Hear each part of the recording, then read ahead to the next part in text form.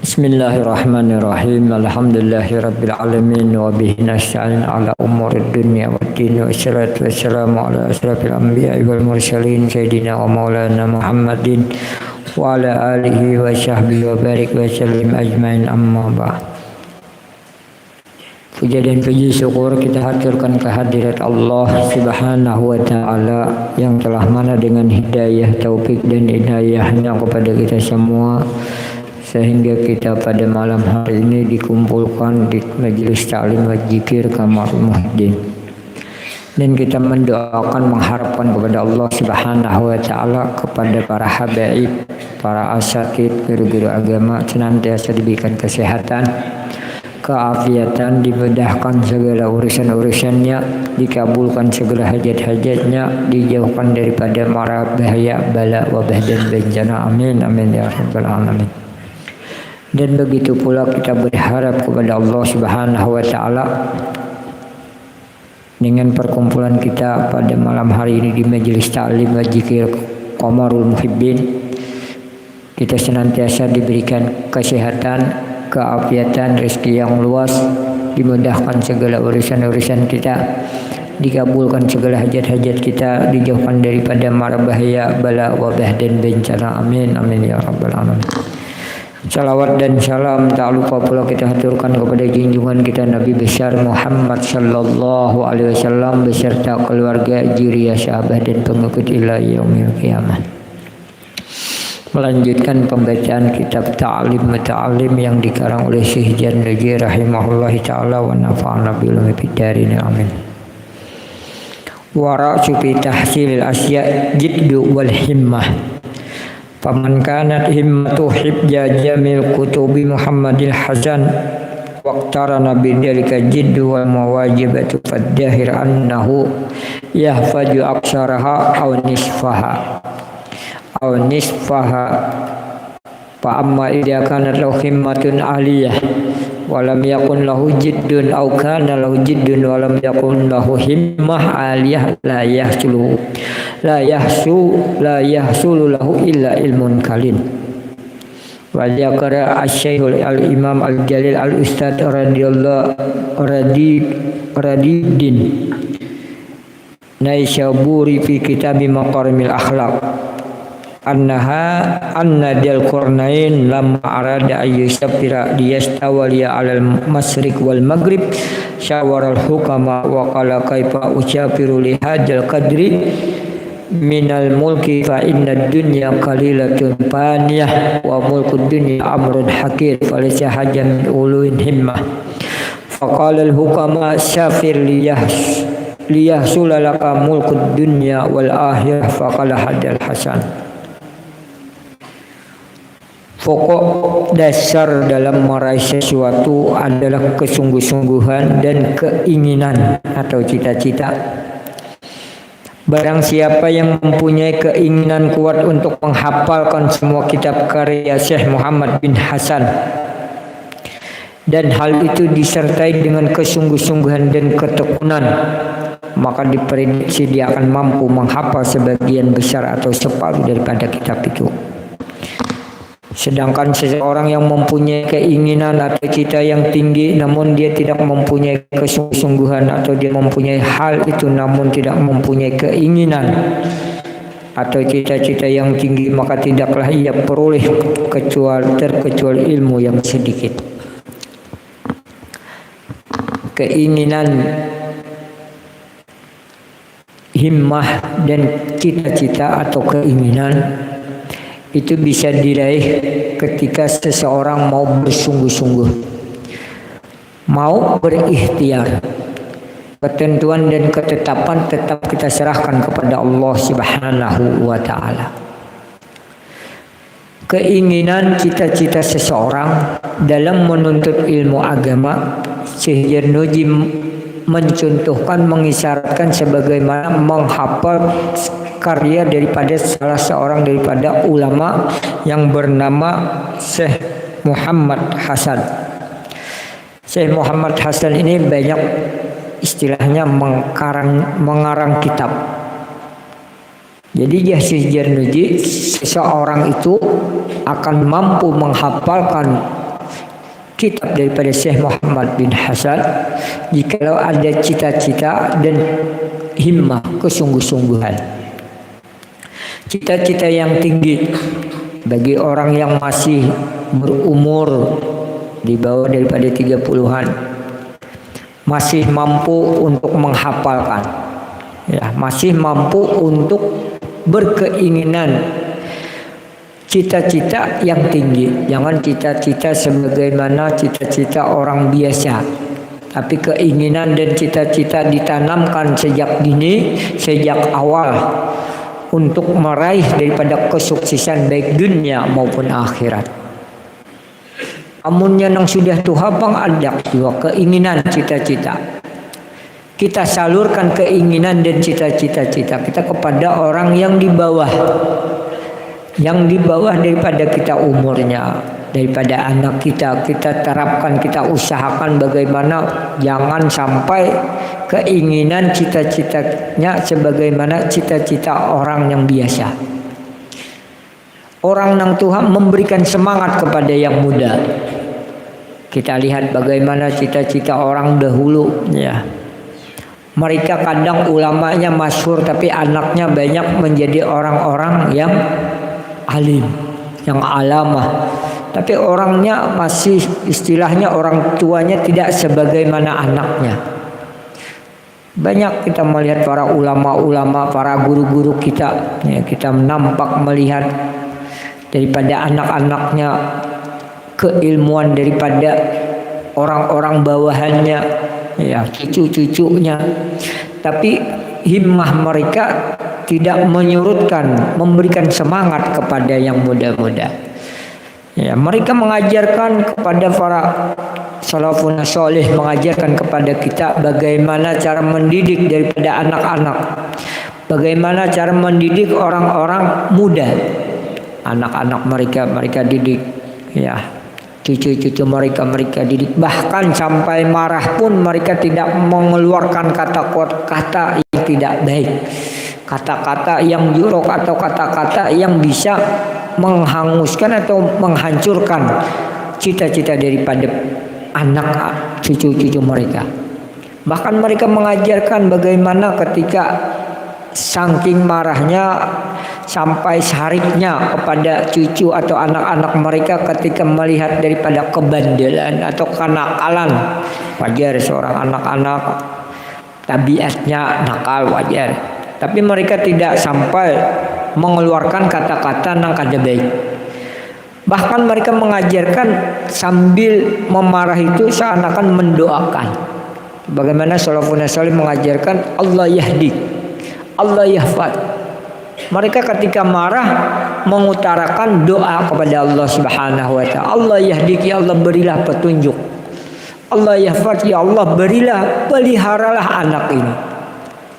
Sehingga ketika dia marah atau emosi, semua yang dikatakan jadi doa kepada Allah Subhanahu wa taala.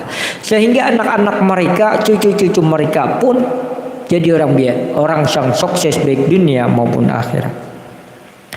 Jadi keinginan dan cita-cita itu senantiasa bergandengan dengan usaha. Kamunya ingin keinginan cita-cita yang tinggi saja tapi kada ada usaha, kada ada artinya. Karena setiap usaha itu akan dinilai oleh Allah Subhanahu wa taala. Ketika cita-cita orang, ya, siapa tahu setelah dibangkitkan seseorang, setelah meninggalnya dibangkitkan oleh Allah Subhanahu wa taala, mereka mendapati amal yang mana mereka tidak mengerjakan amal tersebut. Mereka mendapatkan pahala yang besar di sisi Allah Subhanahu wa taala. Tapi semasa hidupnya mereka tidak mengerjakan amal tersebut. Maka Allah pun berfirman kepada, ya Allah, hamba tidak pernah mengerjakan amal ini, tapi kenapa hamba mendapatkan pahalanya tersebut? Jadi Allah berfirman kepada hamba tersebut bahwasanya engkau mendapatkan ini dengan niat dan dengan cita-cita yang tinggi. Cita-citanya pun dengan cita-cita yang tulus. Kadang hanya hayalan, hanya angan-angan kada. Tapi jikalau Allah mentakdirkan dia berkeinginan dengan cita-citanya, dia berusaha dengan tenaganya, dengan jiwanya, dengan hartanya, jikalau dia diberikan pada saat itu, niscaya dia akan keluarkan, dia akan gunakan kekayaannya, dia akan gunakan kekuatannya untuk menggapai daripada cita-cita tersebut. Nah, ini disabdakan baginda Nabi Shallallahu Alaihi Wasallam, bagaimana orang-orang yang mati ketika meninggal dunia melihat pahala yang sebesar yang mereka tidak mengerjakan amal tersebut. Mungkin mereka mengerjakan tidak dengan cita-cita yang tinggi, dengan angan-angan yang tinggi di sisi Allah, dengan himmah, tapi dengan ketentuan dan ketetapan Allah jauh daripada keinginan tersebut. Tapi Allah akan menulis daripada keinginan dan cita-cita seseorang apabila dengan niat yang tulus. Jadi niatan yang tulus itulah padilah ketika seseorang berniat. Misalnya kita berkeinginan, jikalau aku mempunyai harta yang banyak, aku infakkan, aku akan sedekahkan, aku akan apa aja kita berikan kepada di jalan Allah Subhanahu wa taala.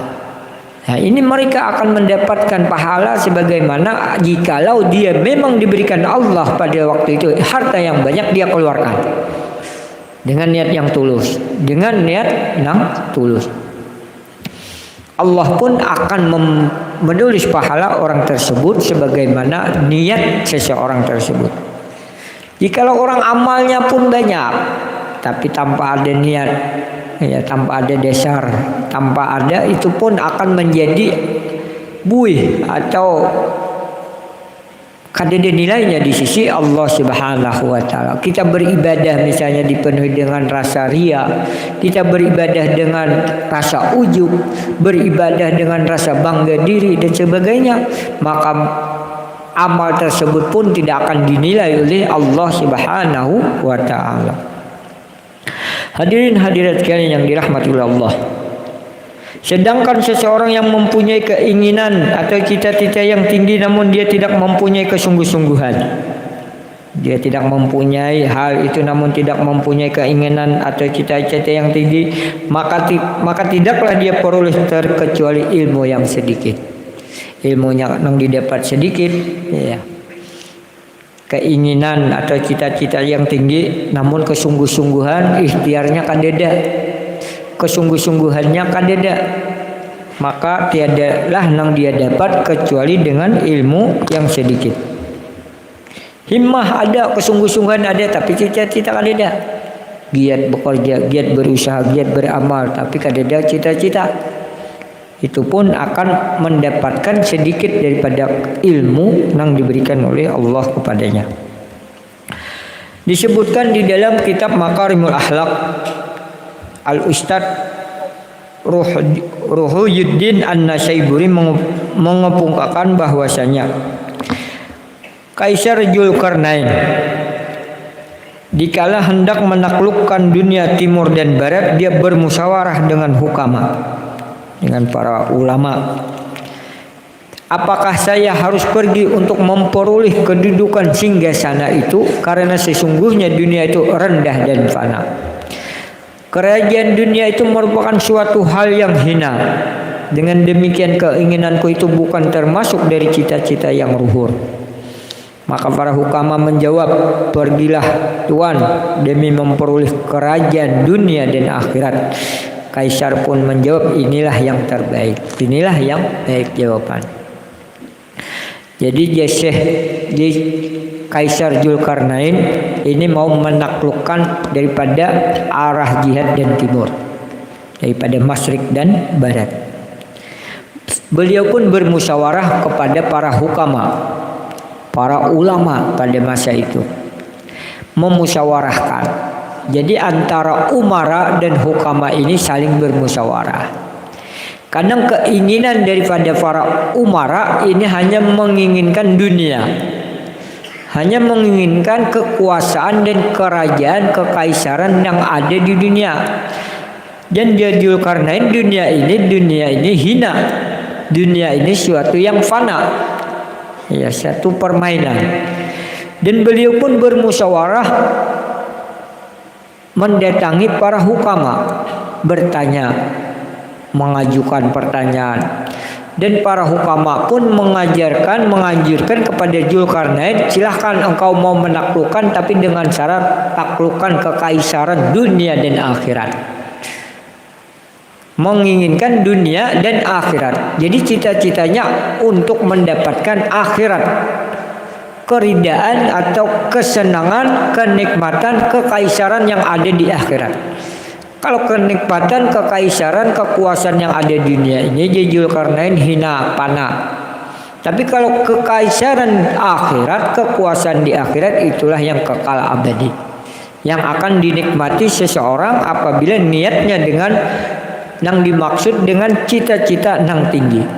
Nah, dengan kesungguhan, dengan cita-cita yang tinggi, para hukama mengajarkan untuk mengambil daripada kenikmatan akhirat. Nah, inilah yang diambil daripada Dzulkarnain, bahwasanya maka berjalanlah Dzulkarnain untuk menaklukkan dunia timur dan barat. Kekuasaannya melebar, tapi untuk menggapai kenikmatan akhirat, untuk memperjuangkan agama Allah Subhanahu wa taala, bukan untuk mendapat kenikmatan dunia. Kalau mendapatkan kenikmatan dunia banyak sudah contohnya. Ya, kekuasaan sebagaimana Fir'aun. Ya, Fir'aun mendapatkan kenikmatan dunia tapi mati juga. Qarun, ya, yang sampai sekarang hartanya bila tak dapat pasti harta karun. Gimana aja biar menabuk, tak dapat emas atau sesuatu pusaka pasti dinamakan harta karun. Tapi celaka juga karena karun mendapatkan kenikmatan dunia. Qala Rasulullah sallallahu alaihi wasallam, innallaha yuhibbul ma'aliyal umur wa yukrahu safaha. Wa qila fala ta'jal bi amrika wastadimhu fama salla asaka kamustadimin. Qila qala Abu Hanifah li Abi Yusuf rahimahumullah ta'ala, kunta balidan akhrajika mawadibatu fid darsi wa iyyaka wa qasla fa innahu sya'mun wa fun ajimah. Baginda Nabi sallallahu alaihi wasallam bersabda, sungguh Allah Subhanahu wa taala senang terhadap perkara-perkara yang luhur dan membenci perkara-perkara yang hina. Jadi tidak ada salahnya ketika seseorang berangan-angan, bercita-cita yang luhur, bercita-cita yang tinggi cuma untuk mendapatkan kenikmatan akhirat. Misalnya kita menginginkan anak kita sebagaimana salah seorang daripada orang solihin, salah seorang daripada kekasih-kekasihnya Allah. Dari awal sudah kita mulai. Jadi awal membina, awal maulah sebabnya itu pun dimulai dengan sesuatu yang bagus pula. Misalnya langsung bersetubuh, jangan langsung gerugus-gerugus. Berdoa, minta pertolongan kepada Allah, berdoa kepada Allah supaya ketika bergaul dengan suami istri itu jauh daripada dengan syaitan. Ada diajarkan oleh baginda Nabi sallallahu alaihi wasallam doanya, ya Allah, jadikanlah anakku ini sebagaimana jauh daripada godaan daripada iblis, daripada syaitan. Dan ketika lahirnya pun diajani, diikamati, didengarkan nasihat-nasihat atau ayat-ayat Quran, sehingga anak ini jauh daripada, sehingga kita berangan-angan, bercita-cita, dan kita niatkan anak-anak kita sebagai anak-anak yang soleh dan solehah. Karena di salahnya laki-laki kah perempuan sama aja. Laki-laki kita mudah-mudahan jadi ulama amilin yang solihin, orang-orang yang soleh, orang yang dekat kepada Allah Subhanahu wa taala. Begitu pula perempuan. Banyak perempuan-perempuan yang soleh dan solehah. Kekasih-kekasihnya Allah banyak. Ya, sebagaimana Sayyidatuna Khadijah, Sayyidatuna Aisyah, Maryam, Asyah. Yaitu penghulu-penghulu daripada wanita-wanita surga yang ada di atas muka bumi ini. Dan Allah membenci akan perkara-perkara yang hina.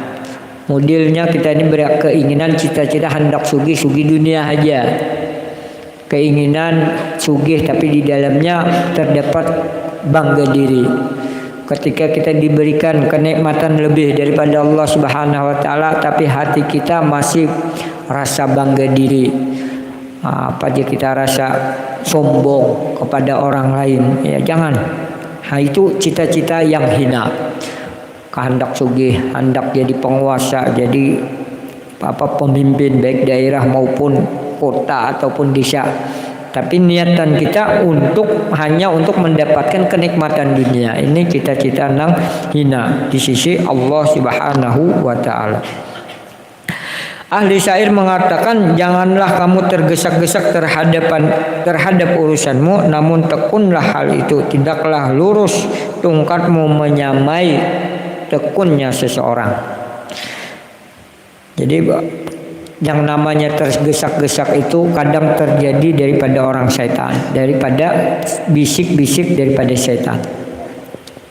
Rasulullah bersabda, khairul umur ausatiha. Paling bagus perkara itu yang tengah-tengah, jangan terlalu tergesa-gesa, sedang-sedang aja lah bekerja.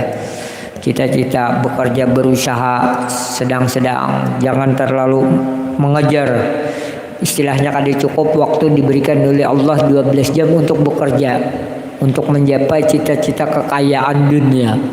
Yang kekayaan akhirat 24 jam kadang cukup untuk mengajar kenikmatan akhirat yang diberikan oleh Allah Subhanahu wa taala.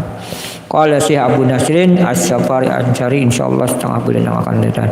Sebelum mengakhiri daripada majelis kita mau membacakan salawat kamilah 3 kali. Mudah-mudahan apa yang kita hajatkan dikabulkan oleh Allah Subhanahu wa taala. Segala urusan-urusan kita dimudahkan oleh Allah Subhanahu wa taala, dan kita berharap kepada Allah Subhanahu wa taala anak dan istri, anak-anak kita dijadikan anak-anak yang soleh dan solehah, keluarga-keluarga kita dijadikan keluarga sakinah mawaddah warahmah, dan kita mengharapkan dimatikan dalam keadaan husnul khatimah. Amin amin ya rabbal alamin.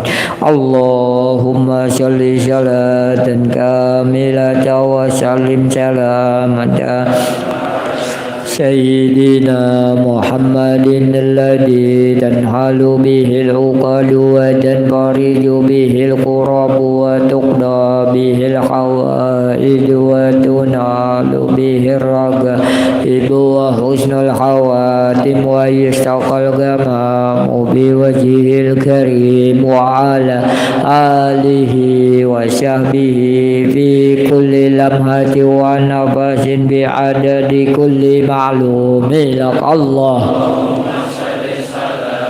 kamilatan wa sallim salaman jaman ala Sayyidina Muhammadin alladhi tanhalu bihil uqadu wa tanfariju bihil qurabu wa tuqda bihil hawaidu wa tunalu bihil ragaibu wa husnul hawatim wa yustaqal gamamu biwajihil karim wa ala alihi wa sahbihi fi kulli lamhati wa nafasin bi'adadi kulli ma'lumi lak Allahumma sholli salatan kamilatan wa sallim salaman man ala Sayyidina Muhammadin alladhi tanhalu bihil uqadu wa tanfariju bihil hawaidu wa tunalu bihil ragaibu wa husnul hawatim wa yustaqal gamamu biwajihil karim wa ala alihi wa sahbihi fi kulli lamhati wa nafasin bi'adadi kulli ma'lumi lak al-Fatihah. Alhamdulillahirabbil alamin arrahmanir rahim maliki yaumiddin ya na'budu wa nasta'inu shiratal mustaqim shiratal ladzina an'amta 'alaihim. Diberitahukan kepada para jamaah di muka itu ada air mineral yang namanya itu salsabila. Itu air sangat bagus untuk penyembuhan berbagai penyakit. Jadi itu air hadiahnya 10.000 dan sebagian itu untuk